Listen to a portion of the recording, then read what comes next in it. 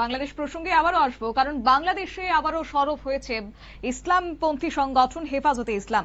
জামাতের বিরুদ্ধে গর্জে উঠেছে। দেশ বাঁচাতে মুসলিমদের এক হওয়ার বার্তা দিয়েছেন। ইসলামিক দলগুলিকে ঐক্যবদ্ধ হওয়ার ডাক হেফাজতে ইসলামের। জানবো বিস্তারিত। সঙ্গে যুক্ত হয়েছে প্রতিনিধি শেখ মনিরুল। মনিরুল, কি জানতে পারছো? দেখো, এবার নিজের দেশেই ইউনূসের মাথায় হাত থাকার পরও জামাত কিন্তু ধীরে ধীরে বাংলাদেশে কোণঠাসা হতে শুরু করেছে। জামাতে ইসলামের বিরুদ্ধে এবার বাংলাদেশেই সাংবাদিক বৈঠক করে কার্যত মুখর হলেন হেফাজতে ইসলাম। হেফাজতে ইসলামও একটি বাংলাদেশের ইসলামিক সংগঠন, যারা ভোটের মঞ্চে না থাকলেও এবারের ভোটে অংশগ্রহণ করতে পারে বলে শোনা যাচ্ছে। জামাত তারা যেটা প্রেস ক্লাবে বাংলাদেশ প্রেস ক্লাবে সাংবাদিক বৈঠক করে তারা যেটা জানাচ্ছে যে জামাতে ইসলামকে বাদ দিয়েই বাংলাদেশের সমস্ত মুসলিম যে সংগঠনগুলি বা মুসলিম রাজনৈতিক দলগুলিকে এক হবার বার্তা দিয়েছেন হেফাজতে ইসলামের আমির।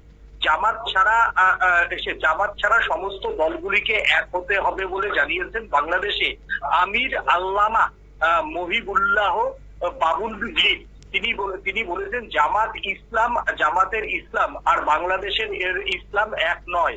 তিনি যেটা ইসলামের ব্যাখ্যা দিতে গিয়ে বলেছেন যে আমরা মদিনার ইসলাম পালন করি, তারা মওদুদির ইসলাম পালন করে। অর্থাৎ তারা একটি ধ্বংসাত্মক ইসলাম পালন করে, যে ধ্বংসাত্মক ইসলামের সঙ্গে তোমার হচ্ছে মাদ্রাসা বা তোমার হচ্ছে শিক্ষা সংস্কৃতির কিন্তু কোনো মিল পাওয়া যায় না। তাই বাংলাদেশের শিক্ষা সংস্কৃতি ধরে রাখা এবং তাদের মতো করে মাদ্রাসার যে ঐতিহ্য, সেই মাদ্রাসার ঐতিহ্য ধরে রাখতেই কিন্তু তারা এই বিষোদ্গার করেছে। অন্যদিকে তারা আরো জানিয়েছে যে আমরা বাংলাদেশ একটা কঠিন সময় অতিক্রম করছি এবং এই কঠিন সময় অতিক্রমের সময় তোমার যে জামাতের সঙ্গ যাতে ইয়াং জেনারেশন ছাড়ে, তার জন্য কিন্তু তিনি আহ্বান জানাচ্ছেন।